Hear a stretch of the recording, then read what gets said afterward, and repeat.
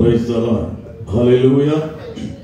ప్రభువునందు ప్రియులారా, ఈ రాత్రి కాలము వేళ పాయిల్ ప్రాంతములో బుధవారపు రాత్రి సంఘ ఆరాధనను ప్రార్థనా పూర్వకంగా ప్రారంభించుకుందాం. కనుక వచ్చిన బిడ్డలు లేచి నిలబడినట్లయితే మనము ప్రార్థన చేసుకుందాం. స్తోత్రం స్తోత్రం స్తోత్రం స్తోత్రం స్తోత్రం స్తోత్రం స్తోత్రం స్తోత్రం స్తోత్రం స్తోత్రం స్తోత్రం స్తోత్రం స్తోత్రం. పరిశుద్ధుడా నీకు స్తోత్రాలు, పరిశుద్ధుడా నీకు స్తోత్రాలు, జీవాధిపతి మీకు స్తోత్రం, జీవము గలవాడా మీకు స్తోత్రాలు, రక్షణకర్త మీకు స్తోత్రాలు, విమోచకుడా మీకే స్తోత్రం స్తోత్రం స్తోత్రం స్తోత్రం స్తోత్రం. హల్లెలూయా హల్లెలూయా హల్లెలూయా హల్లెలూయా హల్లెలూయా. మహాఘనుడవైన మా పరమ తండ్రి, మీ వందనాలు స్తోత్రాలు చెల్లిస్తా ఉన్నాం. మీ మహా ఉచితమైన కృపను బట్టి ఈ రాత్రి వేళ పాహిల్ ప్రాంతములో సంఘ ఆరాధనను ప్రార్థన పూర్వకంగా ప్రారంభించడానికి మీరిచ్చిన గొప్ప ధన్యతను బట్టి స్తుతిస్తూ ఉన్నాం. వచ్చిన బిడ్డలను బట్టి మీ వందనాలు. వస్తున్న వారిని కూడా సకాలములో నడిపించుమని ప్రార్థన చేస్తూ ఉన్నాం. ఈ రాత్రి మీ సన్నిధి మాతో ఉంచండి. మీరు మా మధ్యన ఉండి మమ్మలను బలపరిచి నడిపించుమని ప్రార్థన చేస్తూ ఉన్నాం. ప్రతి విధమైన దురాత్మ శక్తుల కార్యములను యేసు క్రీస్తు నామమున లయపరచండి. మీ బిడ్డలు పాటలు పాడుతుండగా మీరు మహిమ పొందుమని ప్రార్థన చేస్తూ ఉన్నాం. అలాగే ప్రభువా, వాక్య పఠన విషయములో మీరు సహాయము దయచేయండి. నాయన, ఆరాధన విషయములో నీ ఆత్మను కుమ్మరించండి. ప్రతి విషయములో కూడా నాయన మీ సన్నిధి మాకు తోడుగా ఉంచండి. ఈ రాత్రి మాతో ఏ వర్తమానమునైతే ప్రభువా మీరు మాట్లాడ ఉద్దేశించున్నారో ఆ లేఖనములను మీరు మాట్లాడుతుండగా వినగలిగిన బుద్ధి మాకు పుట్టించుమని ప్రార్థన చేస్తున్నాను. మీ వాక్యము చేత మమ్ములను బలపరచండి.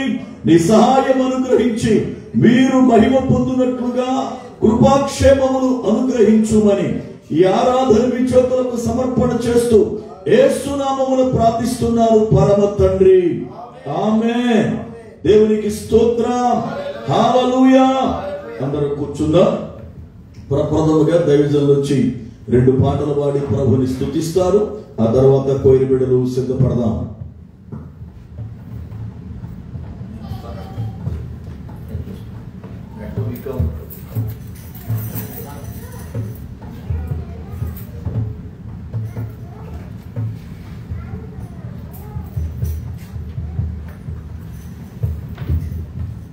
దేవునికి స్తోత్ర. హల్లెలూయా. మరి మన పాఠ పుస్తకంలో నుంచి దైవజనులు రచించి స్వరకల్పన చేసిన పాట 87వ పాట పాడుతుంది. దేవుని మహిమపడుతుంది. మాకు కాదు యెహోవా, మాకు కాదు, మహిమ ఘనతలు నీకే చెల్లును, మహిమ ఘనతలు నీకే చెల్లును.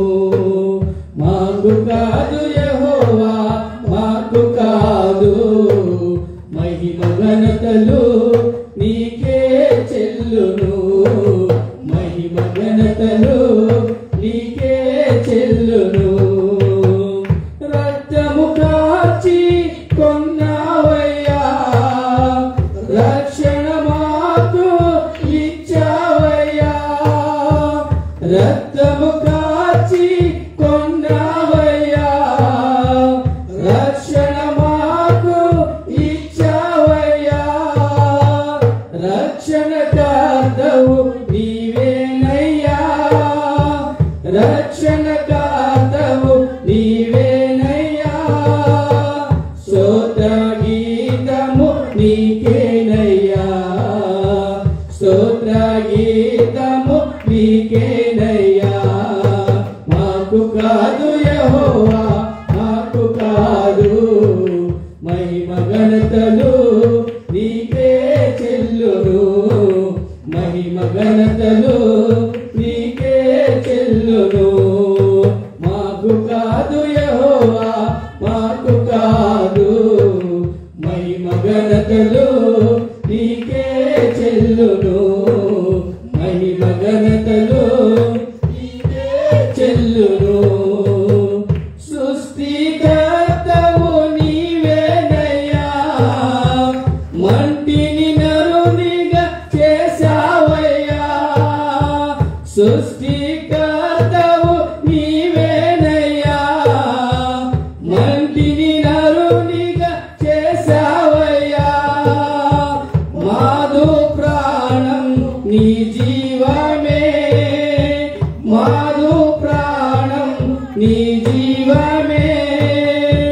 మాధురాక్షణ నీ రక్తమే, మాధురాక్షణ నీ రక్తమే. మాకు కాదు యెహోవా, మాకు కాదు, మహిమ ఘనతలు నీకే చెల్లును. మహిమ ఘనతలు నీకే చెల్లును. మాకు కాదు యెహోవా, మాకు కాదు, మహిమ ఘనతలు నీకే చెల్లును. మహిమ ఘనతలు నీకే చెల్లును. స్తుతిని పొంద అర్హుడవు, స్తుతుల పైన ఆసీనుడవు.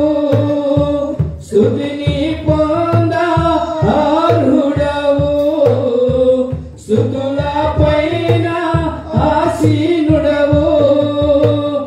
ఆత్మరక్షణ నీ కృపయే, ఆత్మరక్షణ నీ కృపయే. మా స్తుతి ధూపము నీకేనయ్యా, మా స్తుతి ధూపము నీకేనయ్యా.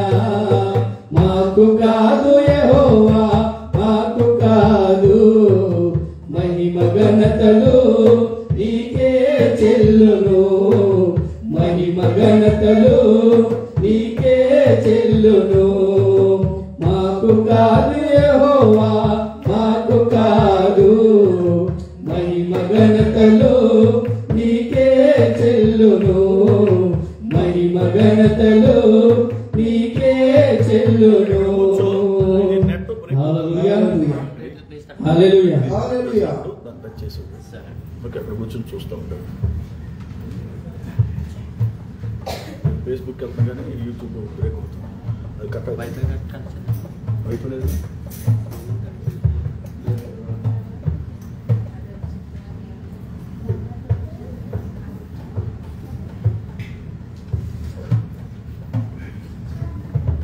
దేవునికి స్తోత్రం. హల్లెలూయా. మన పాటల పుస్తకం నుంచి 96వ పాట పాడుకుని దేవుని మహిమపరచాలండి. హల్లెలూయా, హల్లెలూయా గీతం పాడండి, ఆ ప్రభు మహిమను నేడే పొందండి.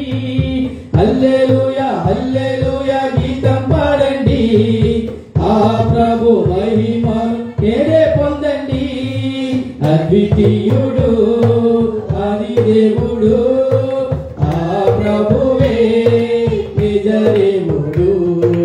అద్వితీయుడు ఆది దేవుడు, ఆ ప్రభువే నిజ దేవుడు. హల్లెలూయా, హల్లెలూయా గీతం పాడండి, ఆ ప్రభు మహిమను నేడే పొందండి. హల్లెలూయా, హల్లెలూయా గీతం పాడండి, ఆ ప్రభు మహిమను నేడే పొందండి. తండ్రితో పాపిని చేర్చాడండి, చేర్చాడండి, తన ప్రాణమునే ఇచ్చాడండి, ఇచ్చాడండి. తండ్రితో పాపిని చేర్చాడండి, చేర్చాడండి, తన ప్రాణమునే ఇచ్చాడండి, ఇచ్చాడండి. కౌలవర్ణుడు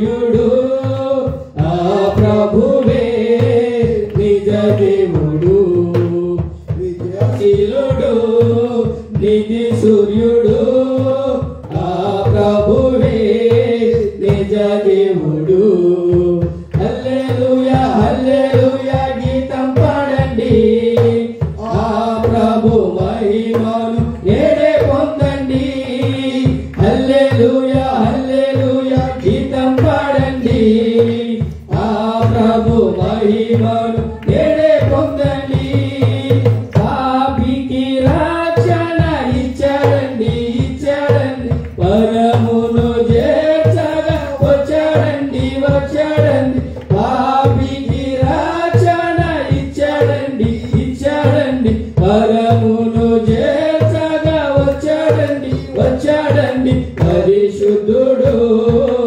అపరంధుడు ఆ ప్రభువే నిజ దేవుడు పరిశుద్ధుడు అపరంధుడు ఆ ప్రభువే నిజ దేవుడు హల్లెలూయా హల్లెలూయా గీతం పాడండి ఆ ప్రభు మహిమను నేడే పొందండి హల్లెలూయా హల్లెలూయా గీతం పాడండి ఆ ప్రభు మహిమను నేడే పొందండి అద్వితీయుడు ఆది దేవుడు ఆ ప్రభువే నిజ దేవుడు అద్వితీయుడు ఆది దేవుడు ఆ ప్రభువే నిజ దేవుడు హల్లెలూయా హల్లెలూయా గీతం పాడండి ఆ ప్రభు మహిమను నేడే పొందండి హల్లెలూయా హల్లెలూయా గీతం పాడండి ఆ ప్రభు మహిమను నేడే పొందండి హల్లెలూయా దేవునికి స్తోత్రం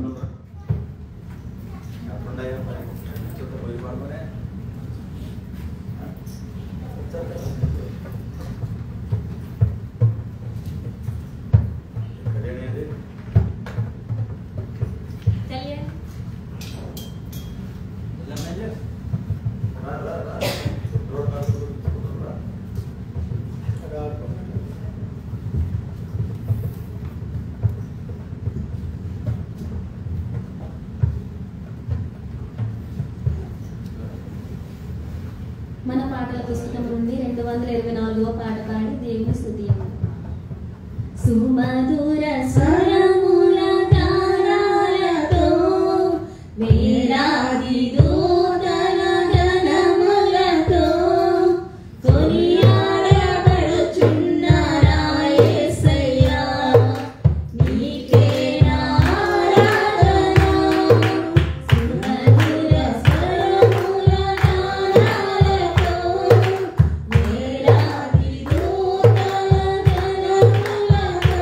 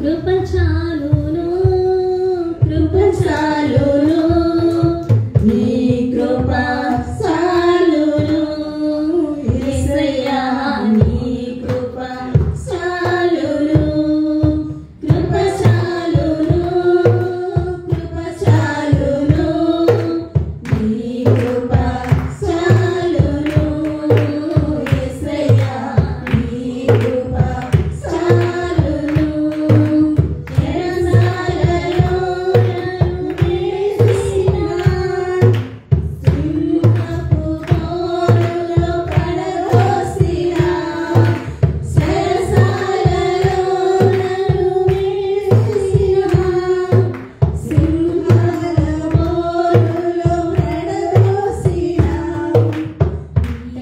కన్నీటి సూడలే చెరరేగినా యాది బాధలు నన్ను చుట్టినా కన్నీటి సూడలే చెరరేగినా యాది బాధలు నన్ను చుట్టినా జీవము కంటే ఉన్నతమైనది జీవము కంటే ఉన్నతమైనది నీ కృప నాకు చాలునయ్యా నీ కృప నాకు చాలునయ్యా కృప చాలును కృప చాలును నీ కృప చాలును యేసయ్యా నీ కృప చాలును కృప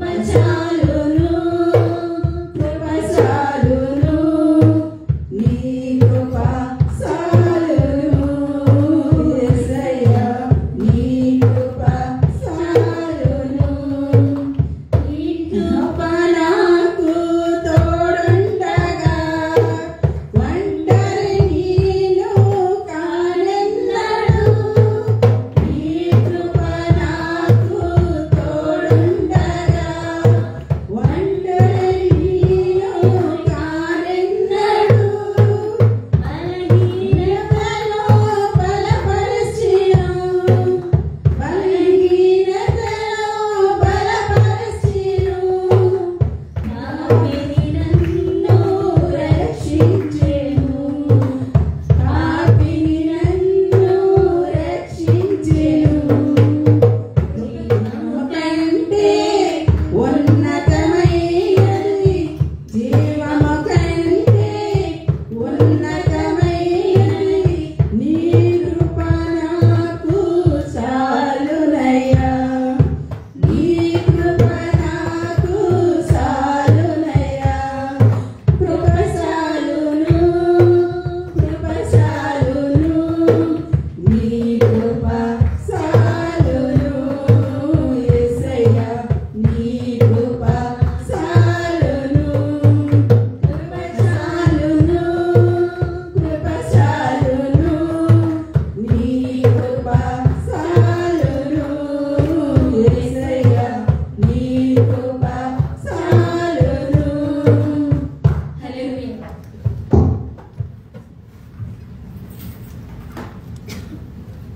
దేవునికి స్తోత్రం హల్లెలూయా ప్రార్థన చేసుకుందామండి మా మధ్యలో ఉన్న సిస్టర్ రమ్య గారు వచ్చి ప్రార్థనలు నడిపించే సహాయం చేస్తారు సిస్టర్ రమ్య గారు వచ్చి ప్రార్థన చేస్తారు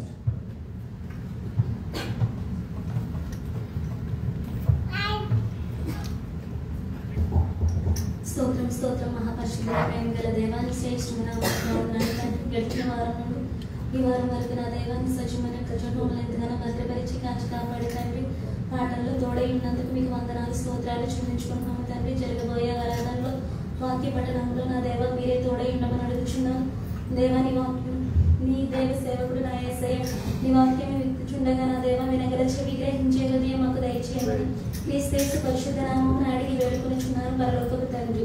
ఆమేన్. దేవునికి స్తోత్రం. అందరూ లేచి నిలబడదామండి. వాక్యం పఠనం చదువుకుందాం. కీర్తన గ్రంథము 107 కీర్తన 35 నుంచి 43 వరకు మన మధ్యలో ఉన్న బ్రదర్ బి రాజు గారు వచ్చి సహాయం చేస్తారు. కీర్తన గ్రంథము 107 అధ్యాయము 35వ వచనం నుండి 43వ వచనం వరకు.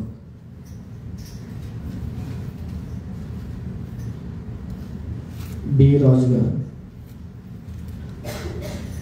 కే రాజు గారు వచ్చారు.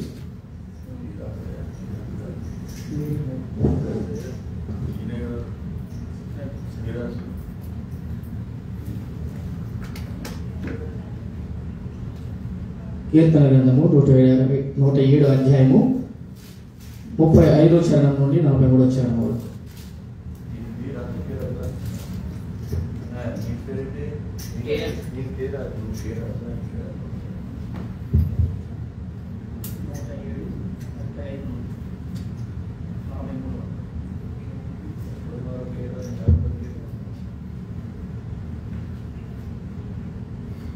ఎండిన నేలను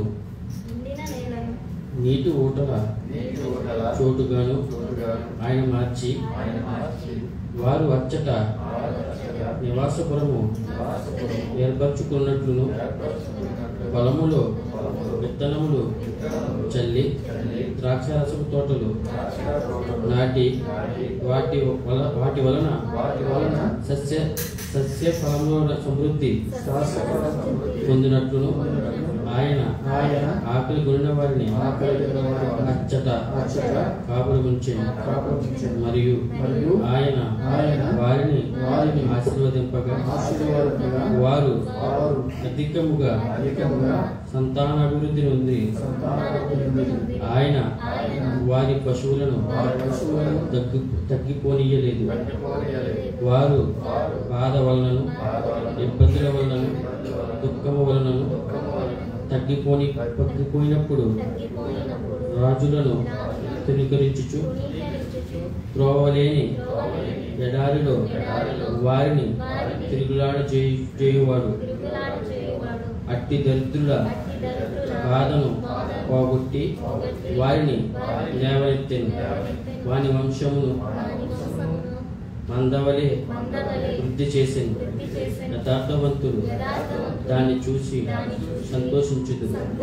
మోసగాండ్రందరూ మౌనంగా ఉందురు. బుద్ధిమంతుడైన వాడు ఈ విషయములను ఆలోచించును. యెహోవా ఉపాతిశయములను జనులు కలిగిపోయిదురుగాక.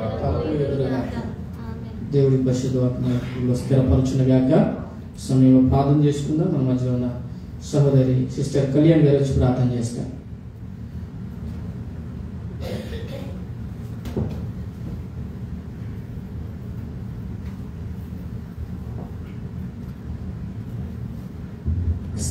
స్తోత్రం మహాగరుడ మహోన్నతుడా సర్వశక్తుడా కృపగల దేవా నీకు వందనాలు స్తోత్రాలు ప్రభా. నేను గడిచే దినం నుండి ఈ సమయం వరకు నీ సచివేటుతున్న మమ్మల్ని అందరినీ కాచి కాపాడి ప్రభా ఈ యొక్క దినమున ప్రభా నీ సన్నిధిలో ఇలా నిలబెట్టిన విధానం బట్టి నీకు స్తోత్రాలు ప్రభా. కూడి వచ్చిన ప్రతి బిడ్డను బట్టి నీకు వందనాలు. ఇంకా రానైన బిడ్డను బట్టి నీకు స్తోత్రాలు. అలాగే నాయన ప్రభా ఇప్పటి వరకు కూడా పాటల ద్వారా నీ మహిమ పొందావని నేను నమ్ముచున్నాను ప్రభా. అలాగే చదవని వాక్యం బట్టి కూడా నీకు వందనాలు ప్రభా, నీకు స్తోత్రం. అలాగే తండ్రి జరగబోయే ఆరాధన కార్యక్రమాన్ని మహిమకరంగా నడిపించుకోండి. అలాగే వాక్యం ద్వారా నాయన మమ్మల్ని అందరినీ బలపరచండి. నాయన ప్రభా ఇవన్నీ మీ చేతులకు అప్పచెప్తున్నాం ప్రభా. మమ్మల్ని కూడా మీరు జ్ఞాపకం చేసుకోండి. మాకు ఏవైతే కావాలో మాటలు అవి మీరు అనుగ్రహించమని నీ కృపలో భద్రపరిచి ఆశీర్వాదకరంగా మమ్మల్ని పంపించమని నీకే స్తుతి చెల్లించుకుంటూ యేసుక్రీస్తు నామమున బయట ప్రార్థించి స్తుతించి వేడుకుంటున్నాం తండ్రి. ఆమేన్. హల్లెలూయా హల్లెలూయా. నిలబడి ఉంది కానీ ఆరాధన చేసుకుందాం.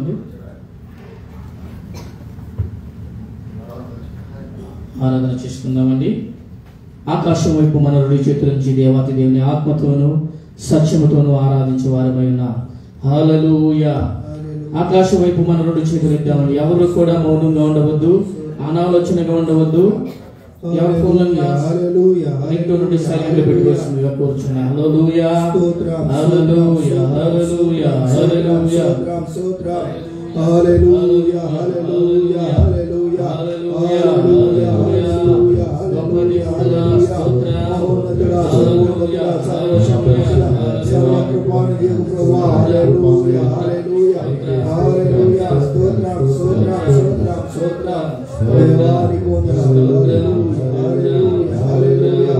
స్తుతి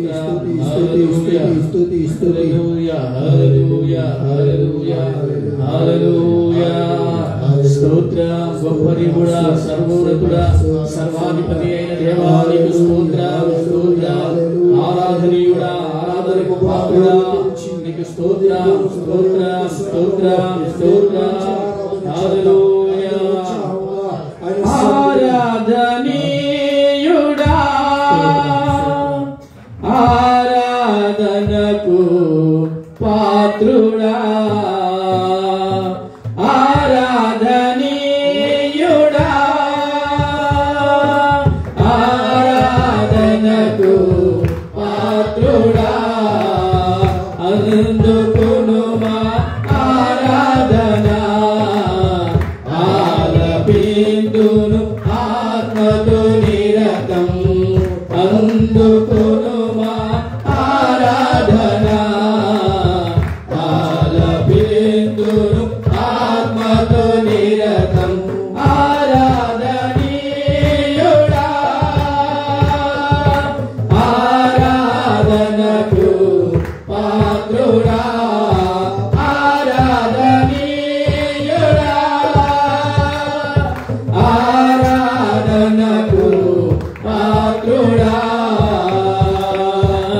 నీవు లేని ఆరాధన నిన్ను పొగడని స్తుతి కీర్తన నీవు లేని ఆరాధన నిన్ను పొగడని స్తుతి కీర్తన వ్యర్థమయ్యా నా బ్రతుకులో వ్యర్థమయ్యా నా బ్రతుకులో వందనీయుడా యేసయ్యా వందనీయుడా యేసయ్యా ఆరాధనీయుడా ఆరాధనకు పాత్రుడా ఆరాధనీయుడా ఆరాధనకు పాత్రుడా ఆరాధనకై బ్రతికించినావు ఆరాధనకై కృపనిచ్చినావు ఆరాధనకై బ్రతికించినావు ఆరాధనకై కృపనిచ్చినావు ఆరాధించక నేనుండలేను ఆరాధించక నేనుండలేను రక్షకుడా నా యేసయ్యా రక్షకుడా నా యేసయ్యా ఆరాధనీయుడా ఆరాధనకు పాత్రుడా ఆరాధనీయుడా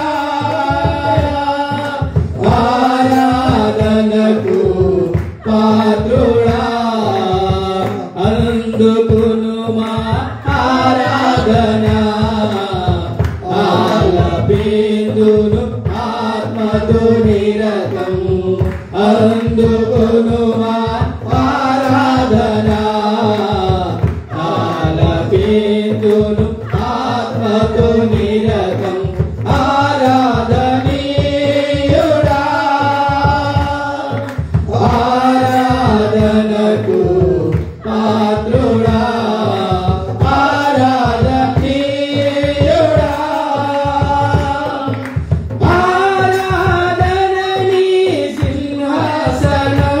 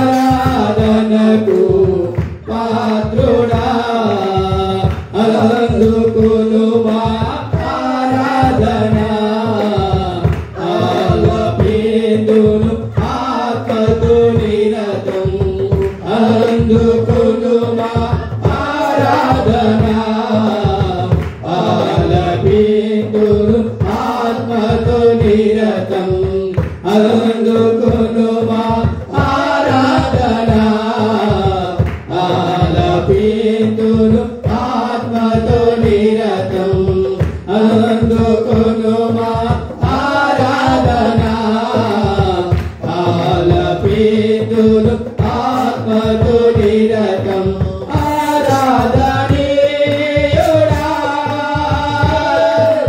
ఆరాధనకు పాత్రుడా ఆరాధనకు పాత్రుడా ఆరాధనకు పాత్రుడా ఆరాధనకు పాత్రుడా ఆరాధనకు పాత్రుడా ఆరాధనకు పాత్రుడా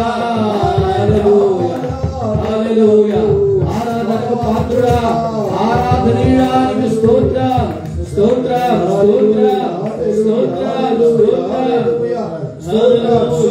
హల్లెలూయా హల్లెలూయా నీవు లేని ఆరాధన నిన్ను పొగడని స్తుతి కీర్తన వ్యర్థమయ్యా నా బ్రతుకులో వందనీయుడా యేసయ్యా. అవును ప్రభువా, నిన్ను ఆరాధించకపోతే మా బ్రతుకు వ్యర్థము ప్రభు. హల్లెలూయా హల్లెలూయా హల్లెలూయా. స్తోత్రం స్తోత్రం. ఒక్క నిమిషం మౌనంగా ఉండి ఆత్మతోను సత్యముతోను దేవాది దేవుని ఆత్మ అండి. ఒక్క నిమిషం మౌనంగా ఉండి.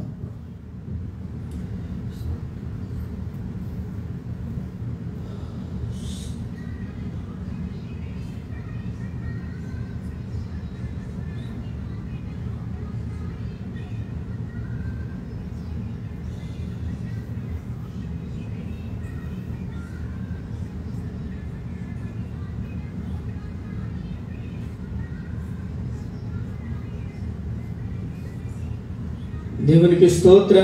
హల్లెలూయా హల్లెలూయా. మన మధ్యలో ఉన్న సేవకులు జాన్బాబు ప్రార్థన చేస్తారు. మహోన్నతుడా మహాగరుడా సర్వోన్నతుడా సర్వశక్తిమంతుడా మీకు వందనాలు స్తోత్రములు చెల్లించుకుంటూ ఉన్నాం. ఇంతవరకు నీ కృపగల సుమాతో ఉంచి ప్రభువా దాని తండ్రి ఆరాధనలో పాలు పంచుకొని నిన్ను స్తుతించి ఆరాధించడం మీరు ఇచ్చిన కృపను బట్టి మీకు వందనా. ఆరాధనీయుడైనటువంటి దేవుడు ప్రభువా మా ఆరాధనలో మీరుండి ప్రభు నడిపిస్తున్నటువంటి విధానానికై మీకు స్తోత్రములు వందనాలు చెల్లించుకుంటూ ఉన్నాం. ఈ ఆరాధన ముగించుకుని ఉండగా ప్రభు నీ సేవకులు లేచి వర్తమానం విత్తించి ఉండగా ప్రభు వినగల చెవిని గ్రహింపగల హృదయాన్ని ఆచరింపగల మంచి మనస్సును నాకును మా అందరికీ మీరు దయచేయమని నీ కృపలో భద్రపరచమని ఈ స్తుతి ఆరాధన చేతులకు సమర్పించుకుంటూ యేసయ్య పేరున అడిగి వేడుకొనుచు ఉన్నాము తండ్రి. ఆమేన్. హల్లెలూయా హల్లెలూయా హల్లెలూయా హల్లెలూయా హల్లెలూయా. దేవునికి స్తోత్ర. మరి కూర్చుందామండి, కూర్చుందాం. ప్రశస్తమైన సమయానికి వచ్చామండి. మనం హృదయ సేవకులు మరి అద్భుతమైన వాక్యాన్ని మనకు అందిస్తారు. మన హృదయాలను స్థిరపరచుకుని వాక్యాన్ని వినడానికి మరి శ్రద్ధ కలిగి ఉండాలి. వినటం వలన విశ్వాసం వస్తుంది. విని మరి దాన్ని గ్రహించకపోతే 12 మంది ముత్యాలు జరిగినట్టే ఉంటుంది. మరి ఎన్నో వర్తమానాలతో ఎన్నో ఆదరణకరమైన మాటలతో దైవ సేవకులు ఎన్నో వర్తమానాలు ఇస్తూ ఉన్నారు. వాటిని మనం విని మరి మన హృదయంలో స్థిరపరచుకోవాలని ఈ సమయంలో సేవకులను ఆహ్వానిస్తూ వస్తూ ఉండగా మరి అపోస్తలుడు డాక్టర్ కేమల్ గారు వస్తూ ఉండగా చప్పట్లు కొట్టి దైవజనులను ఆహ్వానించారు.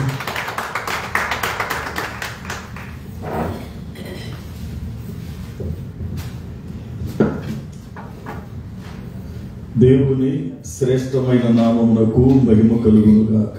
దేవునికి స్తోత్రం. హల్లెలూయా.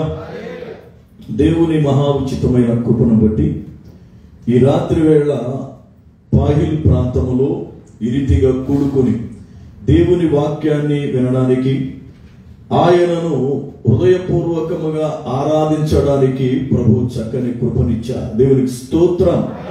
హల్లెలూయా. రేపు రాత్రి పర్వానియాలో మనకు సహవాసపు ఆరాధన ఉంది. శుక్రవారం రాత్రి జరిగే ఆరాధనను పాహిల్ ప్రాంతములో పర్వానియా ప్రాంతములో గురువారం రాత్రికి మార్చాం. 7:30 నుండి 9:30 వరకు జరుగుతుంది. అలాగనే శుక్రవారం నాడు ఉదయం 10:30 నుండి 1 గంట వరకు హవాలీలో ఆరాధన జరుగుతుంది. శుక్రవారం సాయంత్రం 6 గంటల నుండి 9:30 వరకు మన యొక్క హవాలీ సంఘం యొక్క 8వ వార్షికోత్సవ ఆరాధన జరుగుతుంది. విషయాన్ని గుర్తుపెట్టుకోండి, ఎందుకంటే సమయం అనేది చాలా ముఖ్యమైనది. సమయానికి ప్రారంభించడం, సమయానికి ముగించడం అనేది మనము నేర్చుకోవాలి. అది క్రమం. దేవునికి స్తోత్రం, హల్లెలూయా. కనుక కార్యక్రమాలన్నీ కూడా యథావిధిగా ప్రభు జరిగించినట్లుగా మీరు ప్రార్థనలో జ్ఞాపకం చేసుకోనండి. అలాగే షాల్మియా ఆరాధన కూడా జూన్ 1 గురువారం 6వ తారీఖు నుండి ప్రతి గురువారం రాత్రి 7:30కి ప్రారంభిస్తున్నాం. ఎందుకంటే శుక్రవారం ఉదయం 9 గంటలకు జరిగేది అక్కడ సమయానుకూలాన్ని బట్టి గురువారం రాత్రికి మార్చడం జరిగింది. ఇక నుండి లివింగ్ ప్రేయర్ ఫెలోషిప్ ఆరాధనలు శుక్రవారం హవాలీలోను ఇక్కడ జరుగుతాయి, గురువారం పర్వానియాలోను షాల్మియాలోను జరుగుతాయి. ఈ విషయాలు గుర్తుపెట్టుకోవాలని మనం చేస్తున్నాం.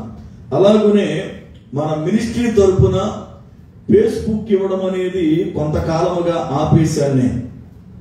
అయితే నేను కొన్ని దేశాలకు వెళ్ళినప్పుడు, కొన్ని ప్రాంతాలకు వెళ్ళినప్పుడు యూట్యూబ్ ఇవ్వడం అనేది కొంచెం ఇబ్బందికరంగా ఉంటుంది అక్కడ. అందును బట్టి ఫేస్బుక్ వర్తమానాలు ఇవ్వాలి అని చెప్పి దాన్ని మరలా తిరిగి ఈ రోజు ప్రారంభించడం జరిగింది. అయితే మనకి ఇక్కడ కొంచెం నెట్ స్లోలో ఉంది, యూట్యూబ్ కానీ ఫేస్బుక్ కానీ. కనుక వాక్యం లైవ్ ద్వారా వినే బిడ్డలు ఈ సమయాన్ని గమనించాలని, ఆ యొక్క అవంతరాన్ని అర్థం చేసుకోవాలని ప్రభు పేరట మనవి చేస్తున్నాం. దేవునికి స్తోత్రం. చాలా కాలం తర్వాత వచ్చిన చిన్న గారికి వందనాలు. బాగానే ఉన్నారా? మంచిది. దేవునికి స్తోత్రం. దేవుని యొక్క లేఖనములో నుండి వాక్యాన్ని చదువుకుందాం. యెహోషువ గ్రంథము 18వ అధ్యాయము 3వ వచనాన్ని నేను చదువుతున్నాను, జాగ్రత్తగా విందాం. యెహోషువ గ్రంథము 18వ అధ్యాయము 3వ వచనం.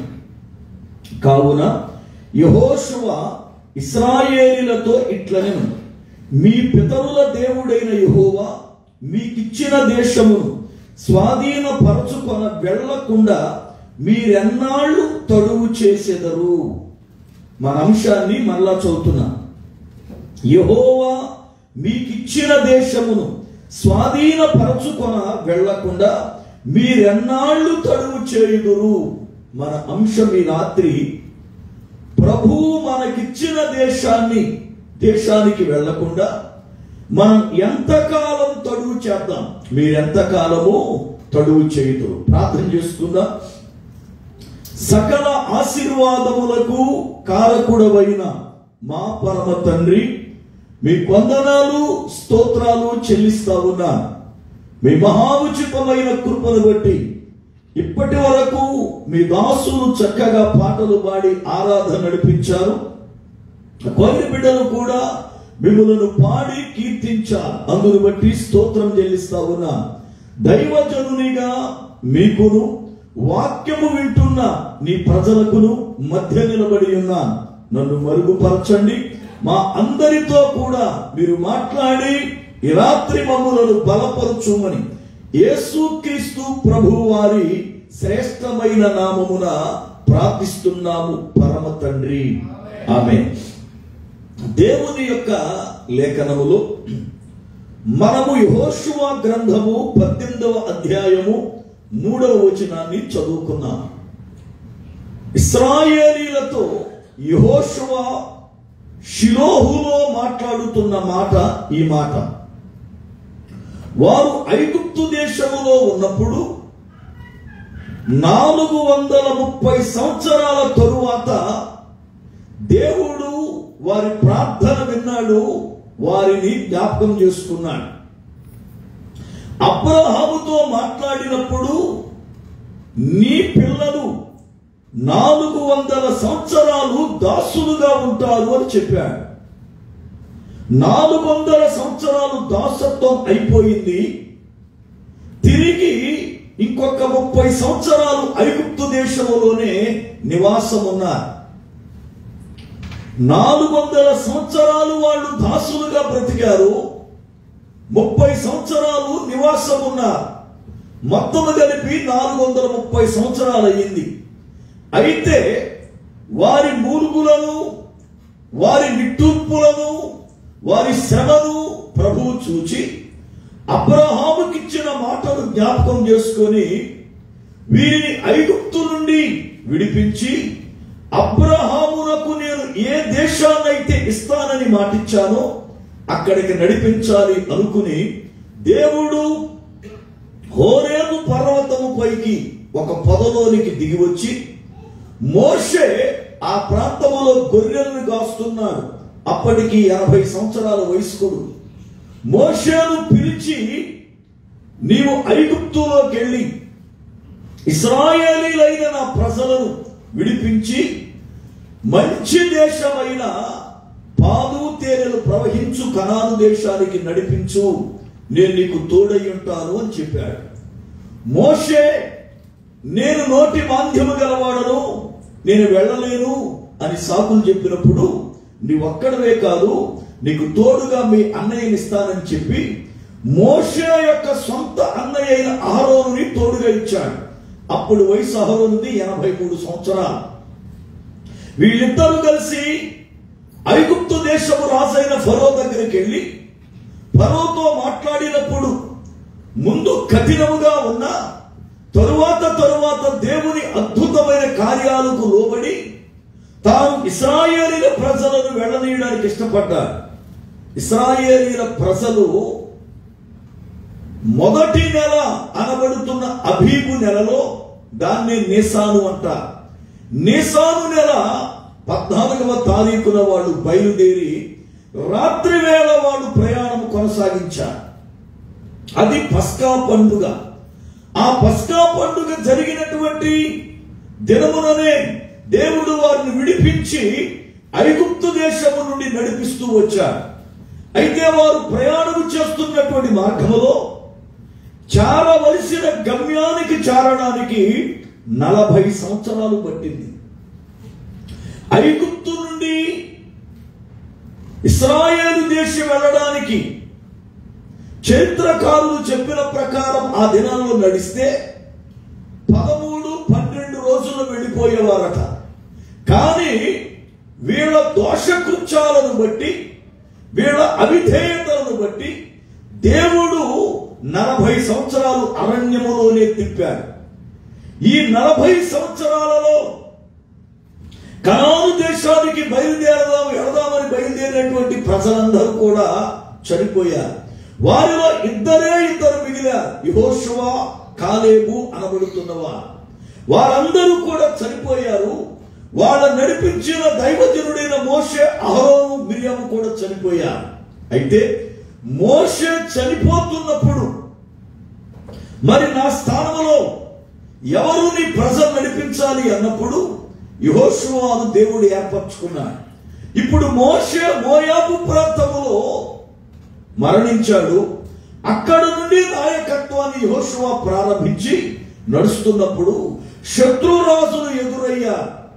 యెహోషువ ఆ యొక్క మోయాబు నుండి కనానుకి వెళ్ళడానికి 33 మంది రాజులను గెలవలసి వచ్చింది.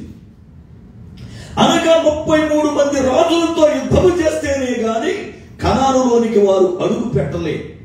అయితే ఇప్పుడు ఇశ్రాయేలీలు ఒక్కొక్క రాజుని గెలుచుకుంటూ వచ్చి షిలోహు అనబడుతున్న ప్రాంతానికి వచ్చారు. షిలోహు అనగా నెమ్మది అనర్థం. నెమ్మది కలిగిన స్థలంకి వచ్చారు. అక్కడ ప్రత్యక్ష గుడారాన్ని వారు ఏర్పరిచారు. అక్కడ చక్కగా దేవుణ్ణి ఆరాధించారు. వారు ఆరాధించిన తరువాత యెహోషువ అంటున్న మాట ఏంటంటే, అయ్యా ఇదిగో మీరు స్వాధీనపరచుకోవడానికి ఏ దేశమునైతే దేవుడు మీకు ఇచ్చాడో ఆ దేశానికి వెళ్లకుండా మీరు ఎన్నాళ్ళు తడువు చేస్తారు అని ప్రశ్నించారు. ఈ రాత్రి జాగ్రత్తగా గమనించాలి. దేవుడు మనకి ఒక దేశాన్ని ఇస్తానని మాటిచ్చాడు. ఆ దేశం ఏది అంటే పరలోక రాజ్యం. దేవునికి స్తోత్రం. దేవుని రాజ్యం మనకి దేవుడు ఇస్తున్నాడు అని మాటిచ్చాడు. అయితే చాలా మంది జీవితాల్లో వాక్యం వింటున్నారు కానీ ఆ పరలోక రాజ్యాన్ని స్వాధీనపరచుకోవడానికి లేక దేవుని రాజ్యములోకి వెళ్ళడానికి వారు తడువు చేస్తా ఉన్నారు. ఎన్ని వర్తమానాలన్నా, ఎన్నిసార్లు దైవజనుల్లోంచి దేవుడు మాట్లాడినా, ఎన్ని పర్యాయాలు ప్రభు కనికరపడి మనతో మాట్లాడినా మనము తడువు చేస్తున్నాము కానీ ఆ దేశములోకి వెళ్ళడానికి ఇష్టపడాల. ఇశ్రాయేలీలు ఒక మంచి దేశములో అడుగు పెడతారని, ఇశ్రాయేలీలకు శ్రేష్టమైన దేశాన్ని ఇస్తానని దేవుడు మాటిచ్చాడు. అంత శ్రేష్టమైన దేశానికి వెళ్ళడానికి వీళ్ళు తడువు చేస్తున్నారు. దేవుడు ఇస్తానన్న దేశం ఎంత శ్రేష్టమైన దేశమో మీరు వాక్యం చూడండి ఒక్కసారి. ద్వితీయోపదేశ కాండము 8వ అధ్యాయం 7వ వచనము నుండి. ద్వితీయోపదేశ కాండము 8వ అధ్యాయము 7వ వచనము నుండి. నీ దేవుడైన యెహోవా నిన్ను మంచి దేశములో ప్రవేశపెట్టును. చూడండి, అది నీటి వాగులను, లోయలలో నుండి, కొండలలో నుండి, పారు ఊటలను, అగాధ జలములను గల దేశం. అది గోధుమలు, యవ్వలు, ద్రాక్ష చెట్లు, అంజూరపు చెట్లు, దానిమ్మ పండ్లను గల దేశం. ఒలివ నూనెయు తేనెయు గల దేశం. కరువు అనకుండా నీవు ఆహారము తిను దేశము. అందులో నీకు ఏ లోపం ఉండదు. అది ఇనుప రాళ్ళు గల దేశం. దాని కొండలలో నీవు రాగి త్రవ్వి తీయవచ్చును.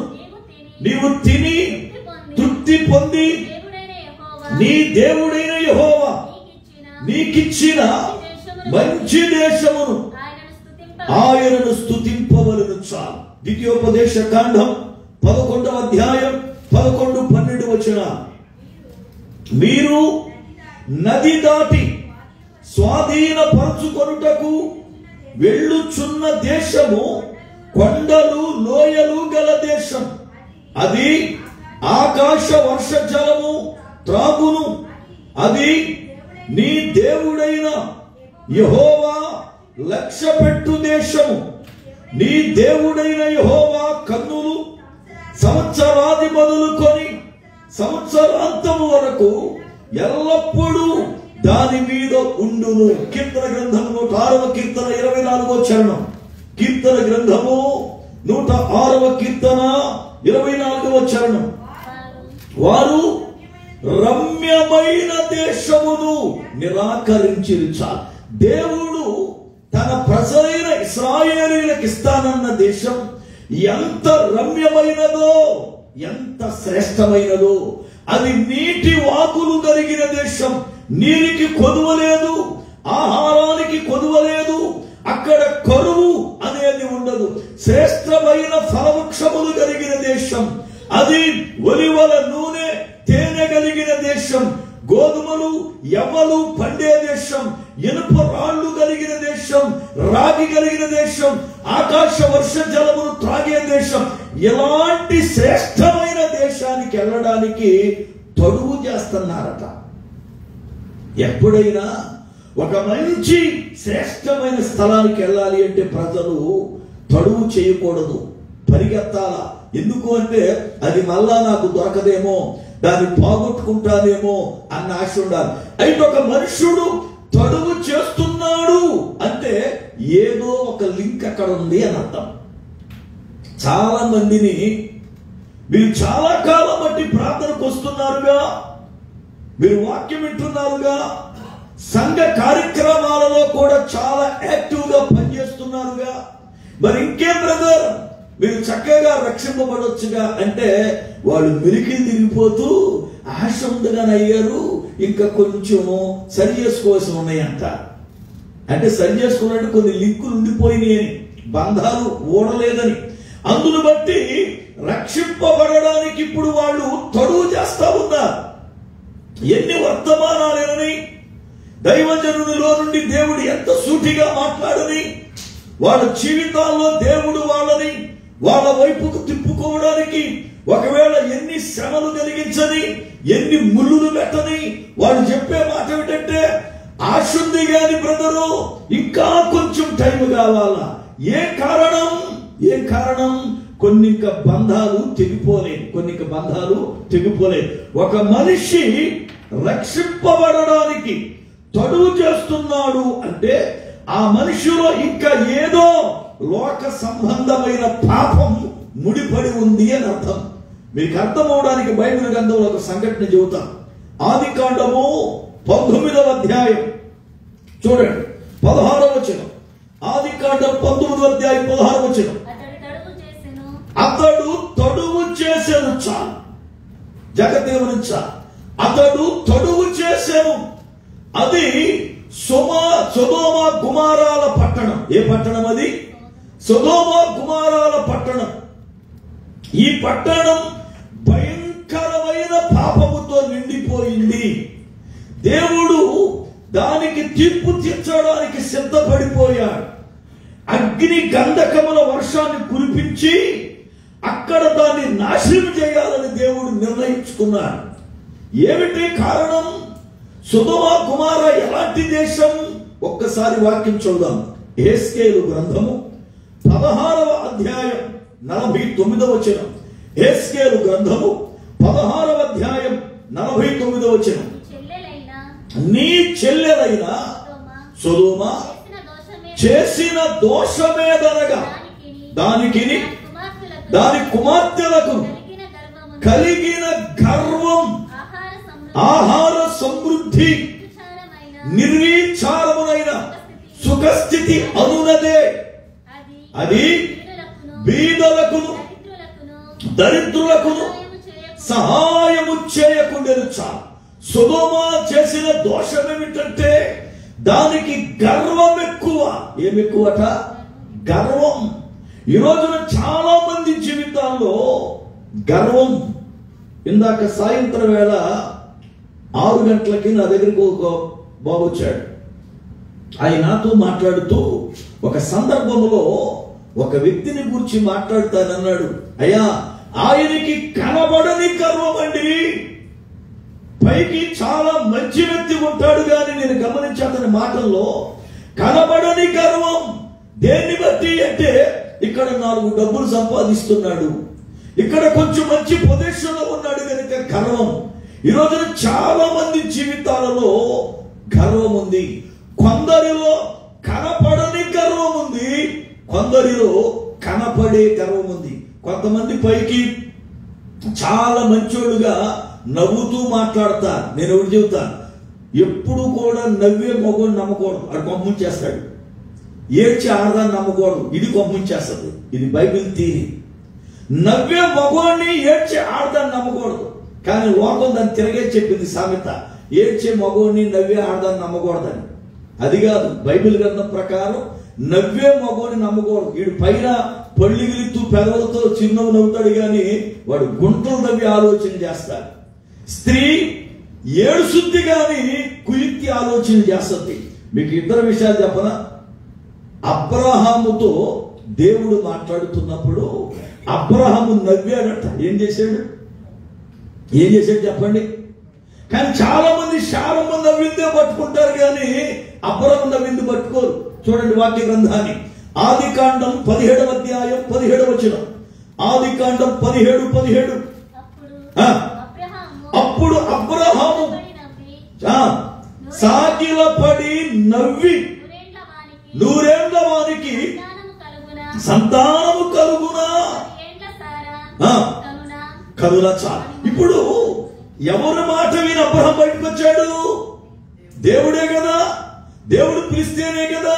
అబ్రహామా, నేను చూపించు దేశానికి నువ్వు బయలుదేరు, నేను నిన్ను ఆశీర్వదిస్తా, నీ బిడ్డలను ఆశీర్వదిస్తా, నిన్ను ఆశీర్వదించు వారిని ఆశీర్వదిస్తా, నిన్ను దూషించు వారిని చెప్పిస్తా, ఇదిగో బయలుదేరు అంటే ఆ మాట నమ్మి వచ్చాడుగా. ఇప్పుడు దేవుడు అన్నాడు, అబ్రహాం ఆఖరికి పుట్టినాడు నీ కొడుకవుడయా, నీ గర్భాన శారా గర్భాన పుట్టిన వాడే నీ కొడుకవుతాడు. సారా బిడ్డను కంటుంది. నువ్వు భయపడద్దు అంటే ఈయన ముసిముసి నవ్వుకుంటూ 100 సంవత్సరాలు ఇంకా పిల్ల పుడతాడేంటి అనుకుంటున్నాడు. అంటే దేవుని మాటను నమ్మినోడేనా? దేవుని మాట విశ్వాసం ఉంచిన వాడేనా? దేవుని మాటను హేళన చేయడం కాదు నవ్వడం అంటే. దేవుని మాటను హేళన చేయడం కాదు నవ్వుకోవడం అంటే. ఆయన మాటని బయలుదేరాడు, ఆయన మాట ప్రకారం జీవిస్తా ఉన్నాడు. ఇప్పుడు ఆయన చెప్తే నమ్మట్లా. నవ్విన అబ్రహాము దేవుని మాటను విశ్వసించలేకపోయాడు. అక్కడ వీడు పుడతారేంటి అనుకున్నాడు. 18వ అధ్యాయంలోకి వచ్చేసరికి దేవుడికి సూటిగా మాట్లాడాడు, వచ్చే ఈ సంవత్సరానికి నీకు బిడ్డ పుడతాడు అని చెప్పి. అంటే ఇప్పుడు అబ్రహాం ఏం చేశాడంటే నవ్వుకున్నాడట. దేవుడు ఏడు పిల్లలు ఇస్తాడు, ఇప్పుడు నేను బిడ్డలు కంటానని. దేవుడిస్తే ఏ వయసులోనైనా బిడ్డలు కంటాను. దేవుడికి స్తోత్రం. దేవుడి వాళ్ళ దేవుడు ఇవ్వకపోతే ఏ మనుషుడు కూడా ఏడు భార్యాభర్తలుగా వారి పిల్లల్ని కలే. ఇప్పుడు నేను ఒక విషయం చెబుతా మీకు. నేను కొన్ని సంతానాలు అవి దేవుని చిత్తానుసారముగా కాకుండా వాళ్ళ పాపమును బయలుపరచడానికి పుట్టే సంతానం అవుతుంది. ఉదాహరణకు దావీదు బత్షెబాను అక్రమముగా పాడు చేశాడు. బత్షెబా కూడా దావీదు పాడు చేస్తున్నప్పుడు వద్దని కేకలైలా ఏకీభవించింది. అందుకే తర్వాత ఏమని ఏడ్చింది? దావీదు గాని చనిపోతే నేను నా కొడుకులు అపరాధులమైపోతా. ఏ కారణం? దావీదు చేసిన పాపములో నేను కూడా పాలు పొందానుగా. ఆ రోజున దావీదా నన్ను పాడు చేయొద్దు, ఇదిగో నేను సైనికుని భార్యను అని అనుంటే పరిస్థితి ఎలాగుండేదో అన్లా ఏకీభవించింది, పాపం చేసింది. చూడండి రాజుల మొదటి గ్రంథము, పరిశుద్ధ గ్రంథములో నుండి రాజుల మొదటి గ్రంథం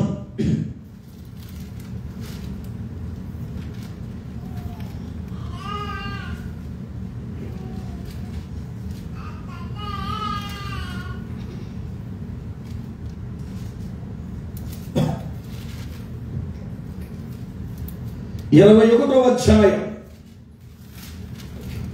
రాజుల మొదటి గ్రంథం 1వ అధ్యాయం 21వ వచనం.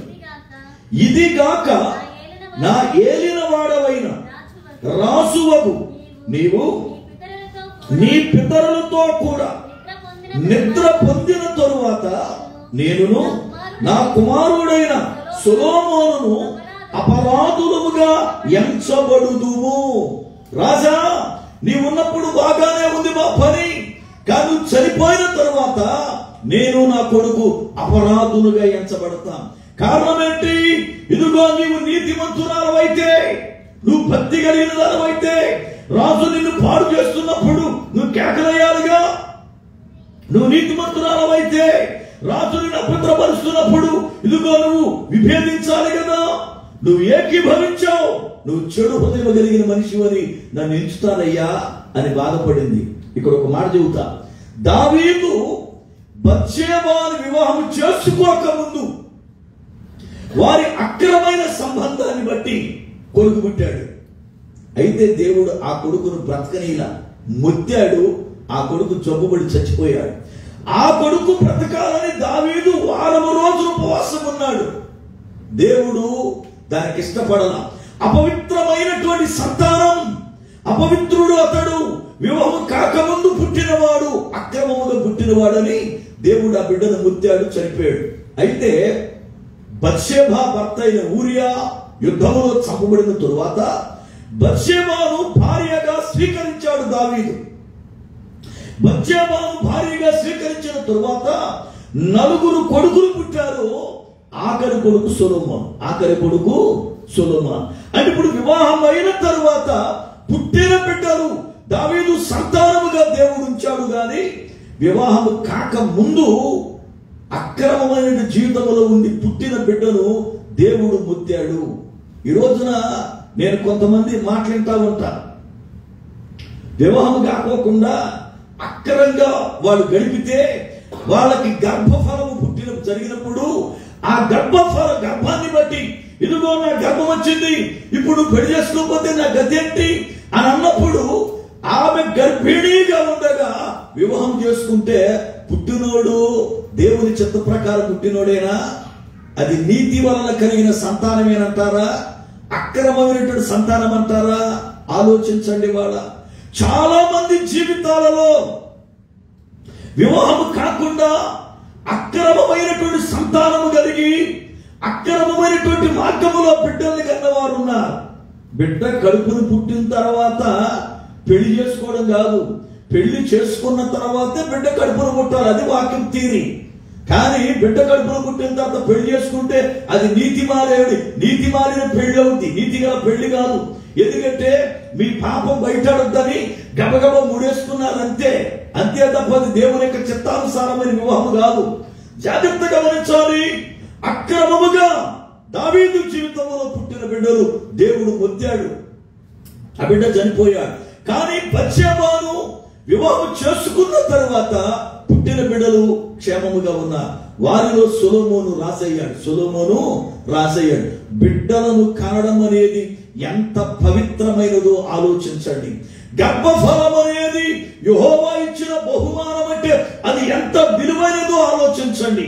ఒకవేళ అనుకోవచ్చు, ఏమండి గర్భఫలం దేవుడు పోతే మాకెలా బిడ్డ పుట్టాడు? నీ పాపం నీ కళ్ళ ముందు కనపడాలని నీ పాపానికి ఫలితంగా ఆడు పుట్టాడు. ఆడు దేవుని చిత్త ప్రకారం పుట్టినోడు కాదు, నీ వ్యసనాలకు పుట్టినవాడు వాడు, నీ పాపం ద్వారా పుట్టినవాడు వాడు ఎందుకు దేవుడికి అంటగడతావు? చాలా మంది జీవితాలలో దైవ చిత్తానుసారముగా కాకుండా బిడ్డలను గని కొంతమంది ఏమో అబార్షన్ చేయించి చంపేసి, కొంతమంది ఏమో అనాథలుగా వదిలేసి, కొంతమంది ఏమో పులారా ఎవడి మా పిల్లలను చెప్పుకుని రకరకములుగా బిడ్డలు గంటా ఉన్నారు ఇవాళ. అందుకే దేవుని వాక్యం చాలా స్పష్టంగా మాట్లాడింది. బిడ్డలు 4 రకాలుగా పుడతారట. ఎన్ని రకాలుగా చూడండి వాక్యాన్ని. యోహాను సువార్త 1వ అధ్యాయం 13వ వచనం. యోహాను సువార్త 1వ అధ్యాయం 13వ వచనం చూడండి. వారు దేవుని వలన పుట్టిన వారే కానీ రక్తము వలనైనను, శరీరేచ్ఛల వలనైనను, మానుషేచ్ఛల వలనైనను పుట్టిన వారు కాదు. వారు ఎవరయ్యా అంటే దేవుని వలన పుట్టినవారు. అనగా నెంబర్ 1 కొందరు దేవుని వలన పుడతారు. నెంబర్ 2 శరీరేచ్ఛల వలన పుడతారు. నెంబర్ 3 మానుషేచ్ఛలు అనగా మనుషుల్లో పుట్టే ఉద్రేకపు కోరికలను బట్టి పుడతారు. కొందరు రక్తము వలన పుడతారు. ఈ రోజున పులారా మనకు పుడుతున్న బిడ్డలు ఎలా పుట్టినోళ్ళు, మనం ఎలా పుట్టిన వాళ్ళమో మనం పరిశీలన చేయాలా. ఈ రోజున అక్రమమైన సంతానం ఇవాళ పులారా దేవుడు ఆ బిడ్డల్ని ఏమండి ఎందుకు ఇచ్చాడు? నీ పాపం నీకు ఎదురు కనపడుతున్నారు. వాడిని చూసినప్పుడల్లా నేను వివాహం చేసుకోకముందే అక్రమమైన దారిలో ఈ బిడ్డ గర్భమును పడ్డాడు కదా, నేను ఎలా నీతిమంతుడవుతాను, నేను ఎలా పరిశుద్ధులవుతాను? నీకు కేకేస్తా ఉండాలి నీ పాపం. అందుకే నీ కళ్ళ ముందు ఆ పాపం ఫలితాన్ని పెట్టాడు. ఈ రోజున చాలా మంది జీవితాల్లో అది అర్థం కాక దేవుడు ఇచ్చాడు అంటాడు. దేవుడు ఇస్తే నీకు పెళ్ళైన తర్వాత ఇవ్వాలా, అంతేగాని పెళ్లి కాకముందు ఇస్తే దేవుడు ఇంటికి ఇచ్చినట్టు అది పాపము చేత కన్నా ఫలితము కదది. కనుక చాలా జాగ్రత్తగా మనం ఆలోచించాలి దేవుని యొక్క వాక్యాన్ని. పురారా దావీదు జీవితంలో గాని లేక ఇతరుల జీవితంలో గాని మన కార్యములు అనేవి ఎలా ఉంటున్నాయో, ఏం చేస్తున్నామో మన పరిస్థితి మనకి అర్థం కావాలి.